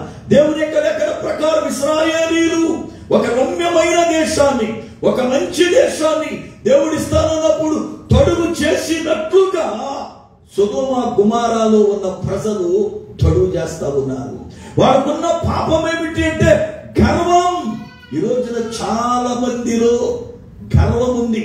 కొంతమందికి చదువును బట్టి గర్వం, కొంతమందికి ఉద్యోగాన్ని బట్టి గర్వం, కొంతమందికి పులారా ధనాన్ని బట్టి గర్వం, కొంతమందికి చందాలను బట్టి గర్వం, కొంతమందికి వాళ్ళ కుటుంబాన్ని బట్టి గర్వం.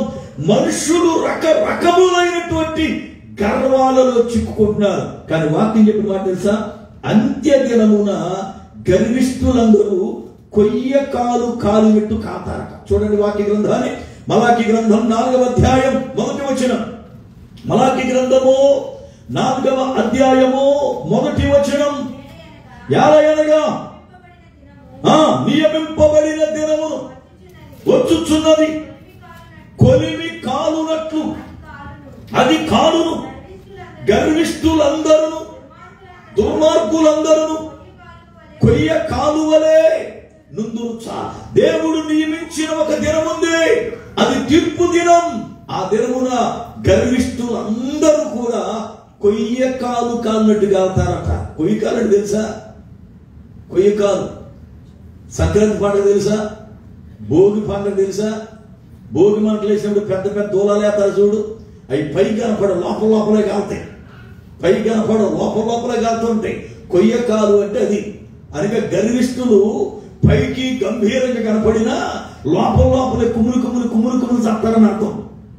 పైకి మాత్రం మేము బాగున్నాం అనుకుంటా, కానీ లోపలే వాళ్ళ కుటుంబాల్లో సమాధానం లేక, పిల్లలకు పెళ్లిళ్ళవక, అప్పులు పాలైపోయి, పరిస్థితులన్నీ కూడా వ్యతిరేకంగా మారిపోయి, జబ్బులు పడిపోయి, పైకి మాత్రం మాకేమీ లేదు బ్రదర్ అన్ని బాగున్నాయి అంటారు, కానీ లోపలే కుంగిపోతుంటా. లోపలే ఈ జబ్బు తగ్గుతాయా లేవా, పిల్లలు పెళ్లి అవుతాయా లేవా, కుటుంబంలో నెమ్మది వస్తా లేదా, బిడ్డలు మారుతారా లేదా అని లోపలే కుమిలిపోతా ఉంటారు. ఈ రోజున ఎన్నో కుటుంబాలు ఈ పరిస్థితులు ఉన్నాయి. పైకి మాత్రం బాగానే ఉంటున్నారు, మాకన్నీ ఉన్నాయి, మాకేం తక్కువ లేదన్నట్లుగా, కానీ కుటుంబాలలో ఆనందము లేదు, కుటుంబాల్లో సంతోషం లేదు. కారణం గర్వం వాళ్ళని కొయ్య కాలు కాల్చినట్లుగా కాలుస్తుంది. సొదొమ కుమారకున్న పాపం ఏమిటంటే, ఒకటి దానికున్న గర్వం, రెండవది అధికులార ఆహారమును కూర్చిన నిర్వీచారము బ్రతుకుతుంది. నాకేం కొదువలేదు, నేనేమాత్రం కూడా ఇదిగో ఆహార విషయంలో ఏమాత్రం కూడా నేను కరువు అనుకోను అని ఆహారాన్ని బట్టి అధికులార గర్వపడుతుంది. మూడవది నిర్వీచారమైన సుఖస్థితి, అసలు చింత లేదు, దానికి చింత లేదు. నాలుగవది బీదలకును అనాథలకును ఏనాడు కూడా సహాయం చేయదటది. ఇట్టి దోషక్రియలను బట్టి, ఇట్టి దోషాన్ని బట్టి దేవుడు సొదొమ గుమారాకు తీర్పు తీర్చాలనుకున్నాడు. కారణం ఏం తెలుసా? సొదొమ గుమార భూమి దేవునికి మొర్ర పెట్టిందట. అయ్యా ఇదిగో ఇక్కడ ఉన్న ప్రజల పాప స్థితి ఘోరముగా ఉంది, ఎప్పుడు దీనికి విడుదల కలిగిస్తావు, ఎప్పుడు నాకు నెమ్మది కలిగిస్తావు అని మొర్ర పెట్టినప్పుడు దేవుడు భూమి మీదకి దిగొచ్చి అబ్రహాము దగ్గరికి వెళ్ళి అబ్రహాముతో మాట్లాడి వెళుతూ సొదొమ కుమార విషయమై నేను వచ్చానని చెప్పాడు. అక్కడి నుండి ఆయన పరలోకం వెళితే ఇద్దరు ఆయుధంతో వచ్చినటువంటి దూతలు సొదొమలోకి వెళ్ళారు. సొదొమలోకి వెళ్ళినప్పుడు లోతు గవిని దగ్గర కూర్చున్నాడు. గవిని దగ్గర ఎవరు కూర్చుంటారంటే పెద్దలు కూర్చుంటారు. ఎవరు కూర్చుంటారు చూడండి వాక్య గ్రంథాన్ని. గవిని దగ్గర ఎవరు కూర్చుంటారు, ఎందుకు కూర్చుంటారు? సామెతల గ్రంథము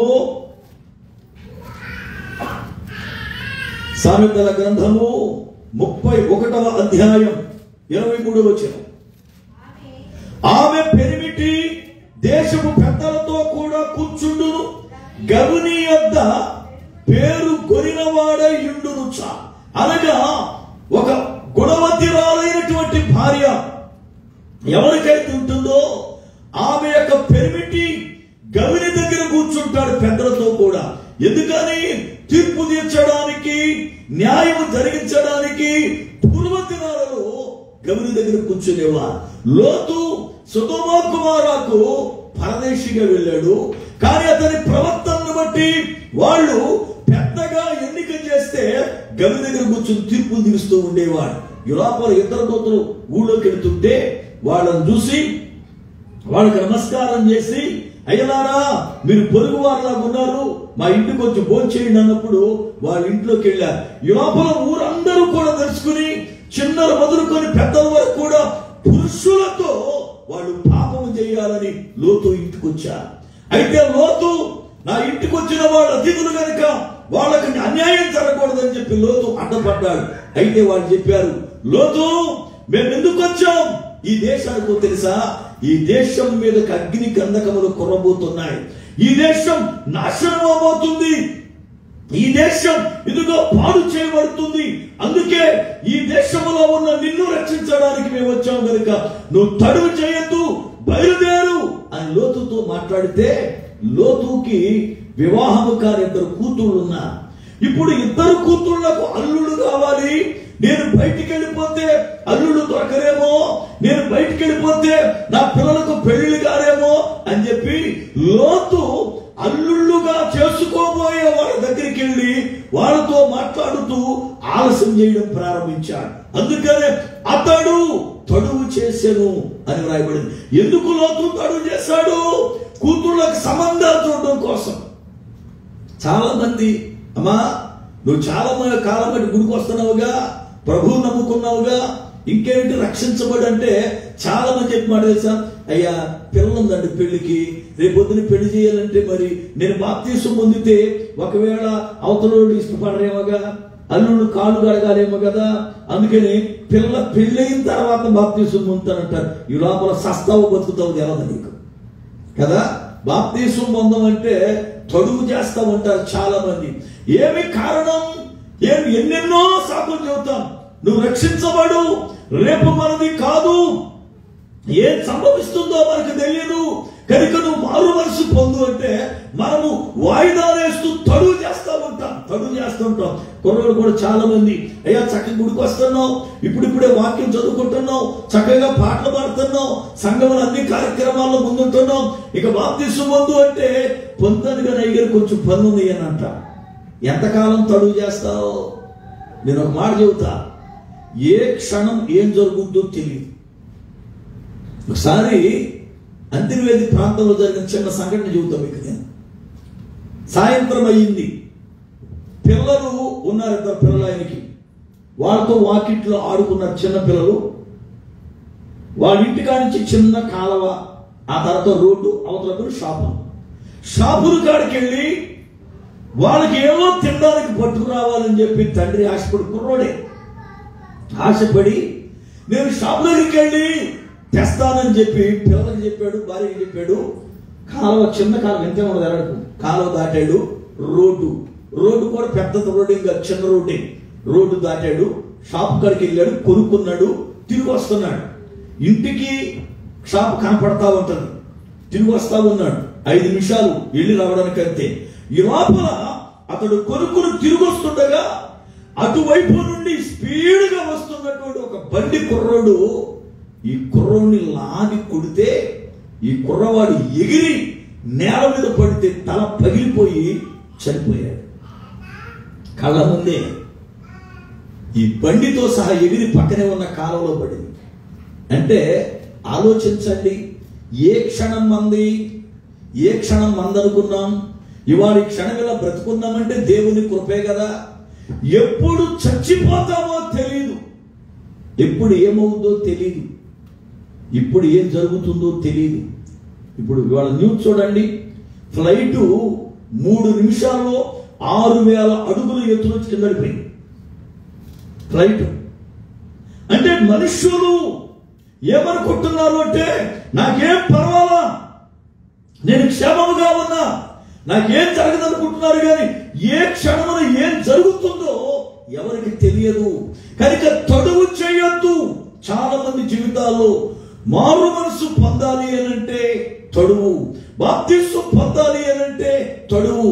కారణం ఏంటో తెలుసా? ఏదో ఒక పాపపు సంబంధ వారితో ఉండి దానిని తెచ్చుకోలేక వీళ్ళు ఎంతగా దేవుడు మాట్లాడినా తడువు చేస్తున్నా.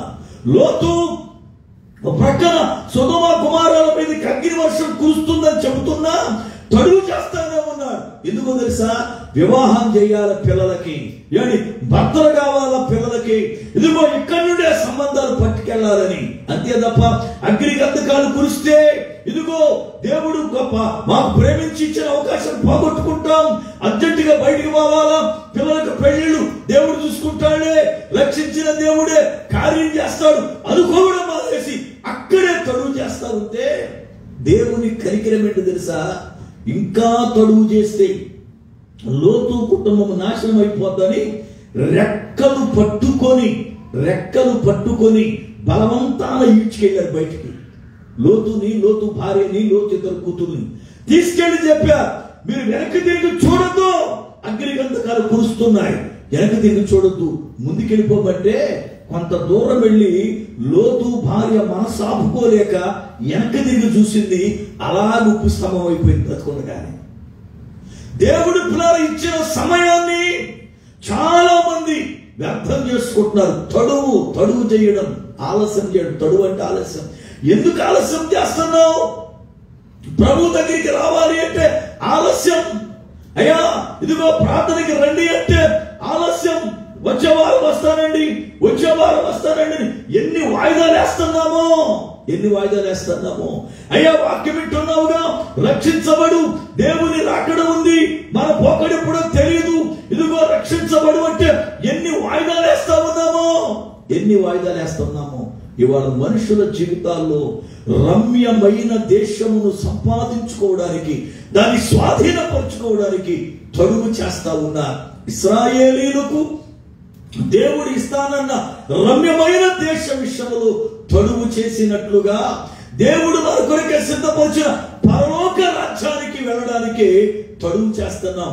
మనం పరలోకం వెళ్ళాలి అంటే ఒకటే, రక్షింపబడాలి. దేవుని స్తోత్రం. చూడండి వాక్య గ్రంథాన్ని, తిమోతికి రాసిన 2వ పత్రిక 4వ అధ్యాయం 18వ వచనం. తిమోతికి రాసిన 2వ పత్రిక 4వ అధ్యాయము 18వ వచనం. ప్రభు ప్రతి దుష్కార్యము నుండి నన్ను తప్పించి తన పరలోక రాజ్యము చేరునట్లు నన్ను రక్షించును. దేవుని స్తోత్రం. హల్లెలూయా. మనము పరలోక రాజ్యం చేరాలి అంటే తప్పనిసరిగా దుష్కార్యము నుండి తప్పించబడి రక్షింపబడాలి. యేసు ప్రభువారు ఎందుకు ప్రాణం పెట్టారో చూడండి. గలతీ పత్రిక 1వ అధ్యాయము 4వ వచనం. గలతీ పత్రిక 1వ అధ్యాయం 4వ వచనం. దేవుని చిత్త ప్రకారం క్రీస్తు మనలను ప్రస్తుతపు దుష్ట కాలములో నుండి విమోచింపవలెనని మన పాపముల నిమిత్తము తన్ను తాను అప్పగించుకొనెను. యేసు ప్రభువారు ఎందుకు శిలువ మరణానికి అప్పగించుకున్నాడు? ఎందుకు తనను తాను శాపగ్రస్తుడుగా మార్చబడడానికి అప్పగించుకున్నాడు తెలుసా? దుష్ట కాలము నుండి మనల్ని విమోచించాలని. ఇది చెడు కాలం, ఇది చెడ్డ కాలం, ఇది అపవిత్రమైన కాలం, ఇది మనుషులు ఇష్టానుసారంగా ప్రవర్తించే కాలం. ఈ కాలం ఎలాగో ఉంటుందో ఒకసారి చూడండి. తిమోతికి రాసిన 2వ పత్రిక 3వ అధ్యాయం 1వ వచనం. ఇది ఎలాంటి కాలం? ఇది మనుషులు ఎలాంటి స్వభావాన్ని కలిగి బ్రతుకుతున్నారు? అంత్య దినములలో అపాయకరమైన కాలము వచ్చునని తెలుసుకొనము. చూడండి, ఎలాగనగా మనుషులు స్వార్థ ప్రియులు. ఎవరట అంటే ఎవడి స్వార్థం వాడిదే గాని నీతి ఉండదు. నీతి మాలిన జనం మాట అంటారు, మాట కట్టుబడరు, మాట అంటారు, మాటలో నిలబడరు. స్వార్థం, ఎవడికి ఇష్టం వచ్చినట్లుగా వాడు నడిచేటువంటి మనుషులు వీళ్ళు. పైకి మాత్రం ఎంతో ఇష్టంగా కనపడతారు, కానీ వాళ్ళ స్వార్థాన్ని బట్టి వాళ్ళు బ్రతుకుతున్నారు. స్వార్థ ప్రియులు. చూడండి, ధనాపేక్షలు, బిక్కములాడువారు,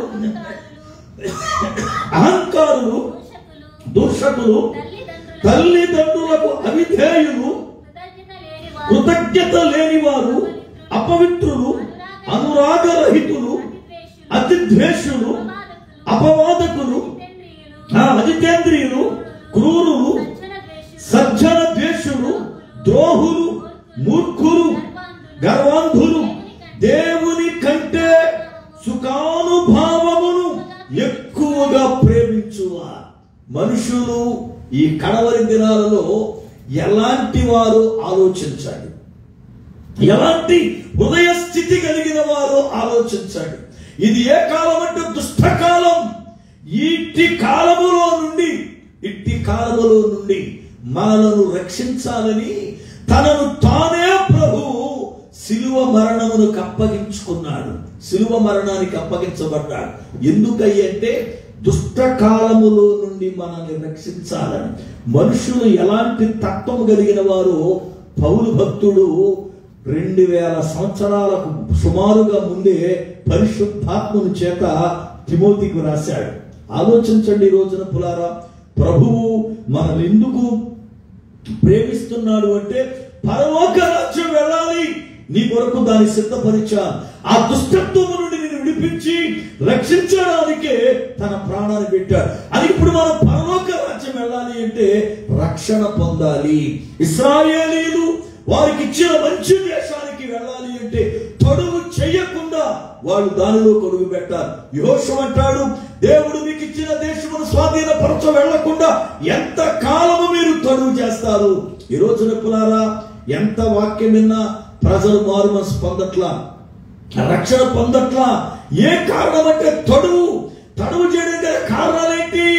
ఎందుకు వీళ్ళు తడువు చేస్తారంటే ఇక్కడున్న ఏవో బంధాలు వాళ్ళను పట్టేశాయి, ఏవో బంధాలు వాళ్ళను ముందుకు రానియట్లా, ఏవో బంధాలు వాక్యానికి లోబడనియట్లా. పరలోక రాజ్యము కన్నా ఈ బంధాలే ముఖ్యమన్నట్లుగా వాళ్ళను బంధించి వేశాయి. కానీ ఆలోచించు, పరలోక రాజ్యం ఎంత శ్రేష్టమైనదో, పరలోక రాజ్యం ఎంత మహిమోన్నతమైనదో, దేవుడు నివసించే ఆ స్థలం ఎంత పురాల ఔన్నత్యము కలిగినదో, అలాంటి దానికి వెళ్ళడానికి ఇక్కడ మనుషుడు పాప బంధకాల్లో చిక్కి తడువు చేస్తా ఉన్నాడు.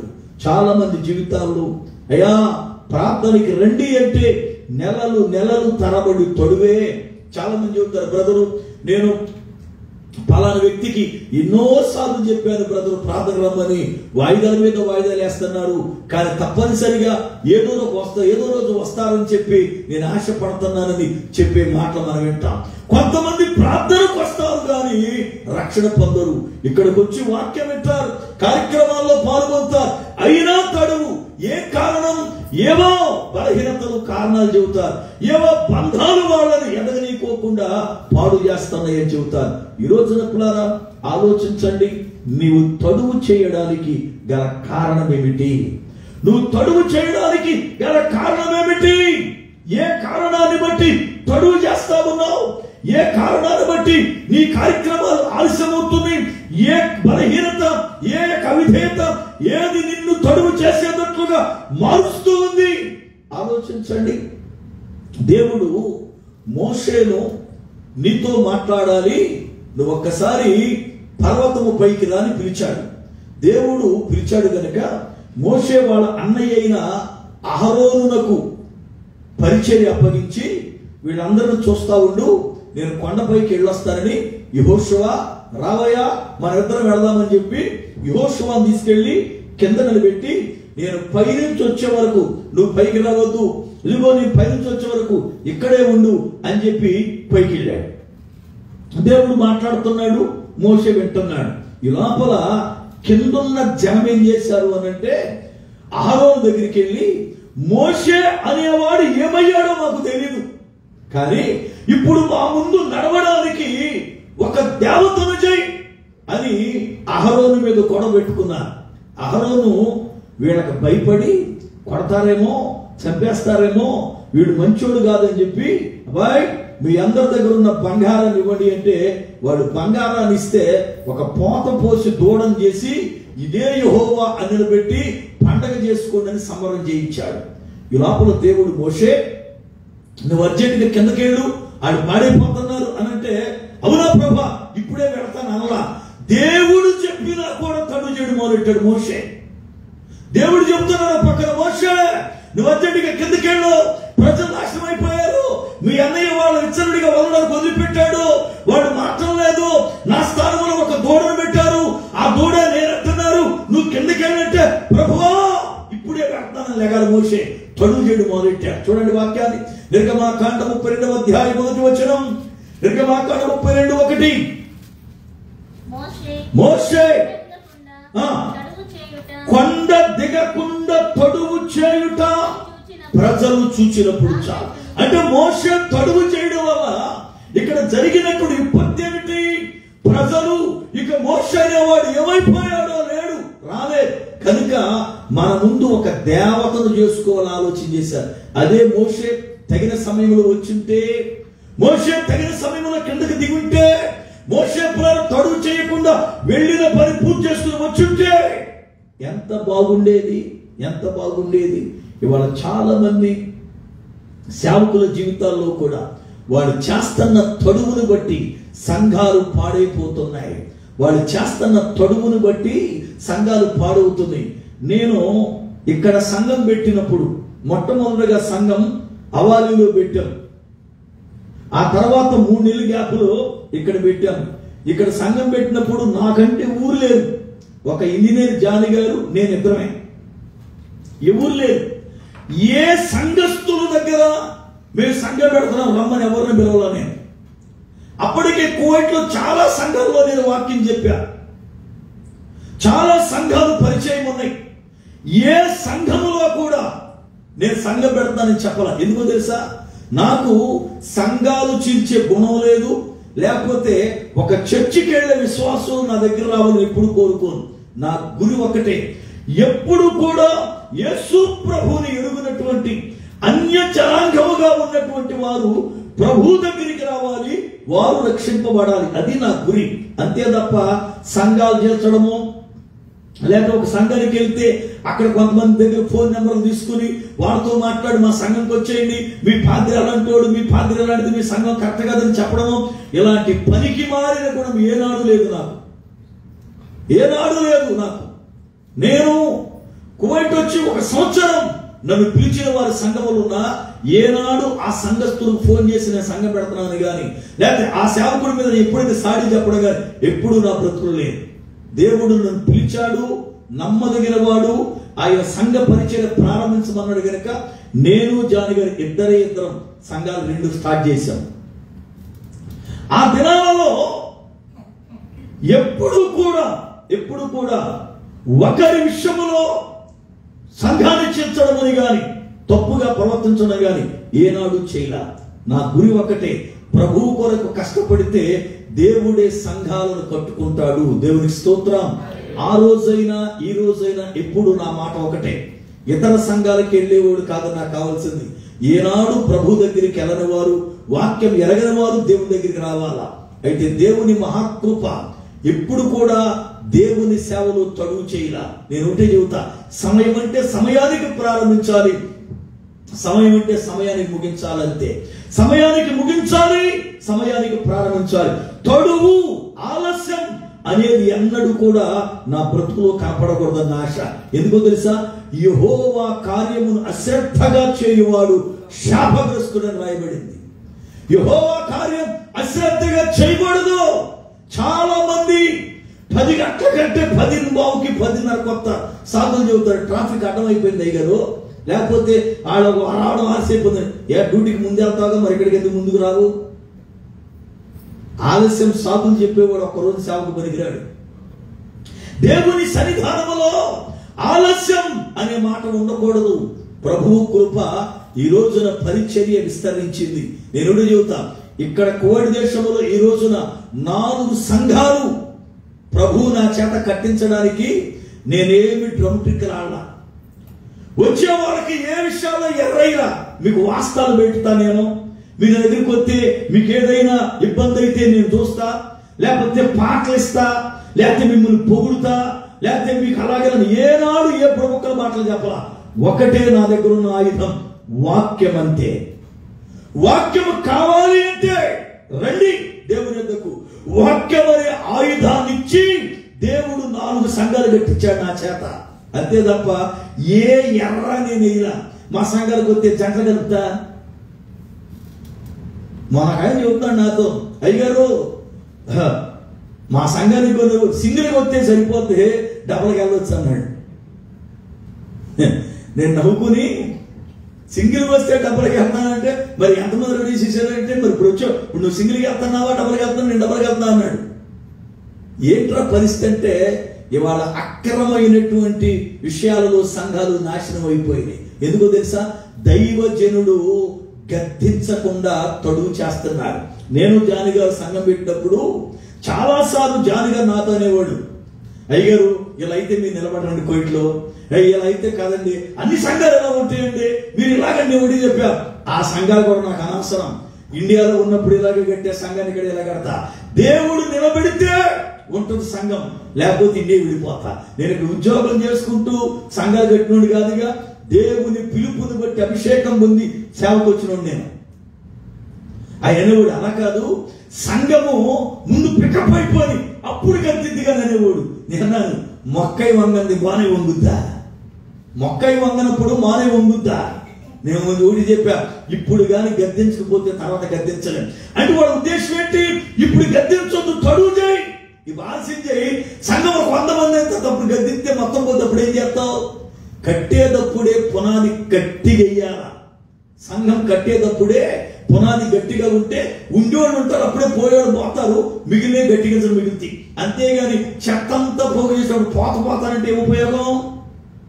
ఇవాళ చాలా మంది సేవకులు గద్దించడానికి తడువు చేస్తా ఉన్నా, గద్దిస్తే సంఘాలు మిగలమేమో. సంఘాలు ఎందుకుండో? దేవుని వాక్యం చేతబట్టి దైవజనుడు యథార్థంగా తాను బ్రతుకుతూ సంఘములో గద్దించవలసిన విషయాలు గద్దిస్తే లోబడే వారిని దేవుడు ఇస్తాడు. దేవుడికి స్తోత్రం, హల్లెలూయా. నాలో బలహీనత పెట్టుకుని ఎవరిని గద్దిస్తాను నేను? ఎవరిని నాలో అపవిత్రత పెట్టుకుని నేను ఎవరిని గద్దిస్తాను? ఇవాళ ఎందుకు గద్దించలేకపోతారు సేవకులు? ఏడు వాళ్ళ బలహీనతలు ఉన్నాయి, ఎవరు గద్దించడానికి దమ్ము సరిపోవట్లా. ఎందుకని? వీళ్ళలోనే లోకములో ఉన్నాయి, అన్ని ఉన్నాయి. ఇంకేం చెబుతాడు వాళ్ళకి? ఇవాళ ఏం చెబుతాడు? గనుక జాగ్రత్తగా గమనించాలి. మోషే తడువు చేయడం ప్రజల విగ్రహారాధనకు దారి తీశారు.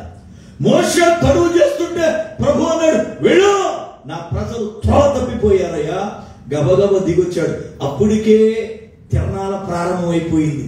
తినోడు తింటున్నాడు, డ్యాన్స్ చేసేవాడు వేస్తున్నాడు, డ్రమ్ము దెబ్బలు కొట్టేవాడు కొడతా ఉన్నాడు.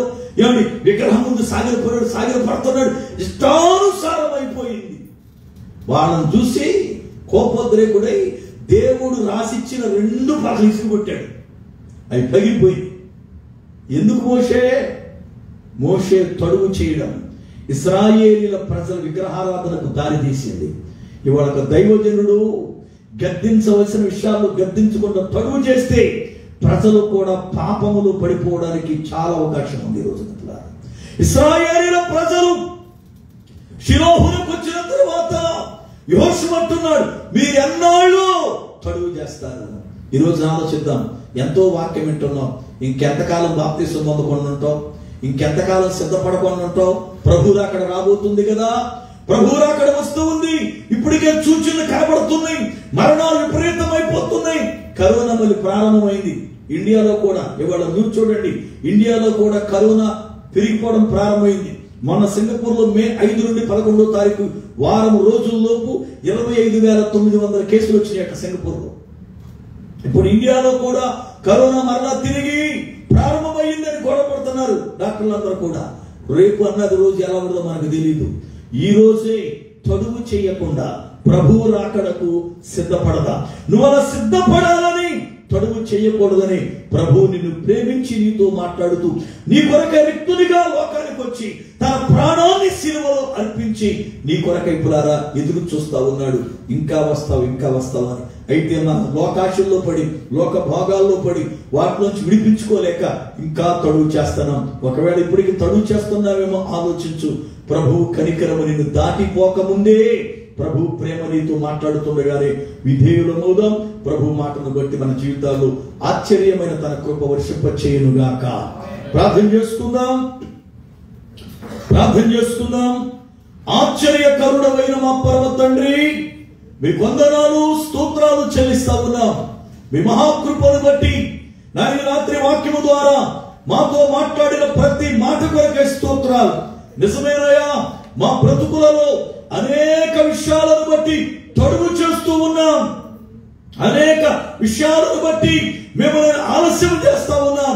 అయితే నీ కనికరం ఇంకా మా పైన ఉన్నది కనుకనే ఈ రాత్రి మరొక్కసారి మమ్మల్ని హెచ్చరించారు ప్రభువా. కనికరి మాటకి విధేయులమై ఏ విషయంలో తడువు చేస్తున్నామో, ఏ విషయంలో ఆలస్యమైపోతున్నామో ఆ విషయం ఒక్కసారి మేము పరిశీలన చేసుకొని తడువు చెయ్యక నీ మాటకు లోబడి సాగిపోవడానికి సహాయం చేయమని, విత్తబడిన విషయం ప్రభాక్యం దుష్టుడు ఎత్తుకుని పోకుండా వాడి క్రియలను లయపరిచి మీరు మహిమ పొందినట్లుగా కృప చూపుమని, వచ్చిన సంఘం అంతటి మీరు ఆశీర్వదించి బలపరిచి నడిపించుమని యేసు నామమున ప్రార్థిస్తున్నారు పరమ తండ్రి. ఆమేన్. దేవునికి స్తోత్రం.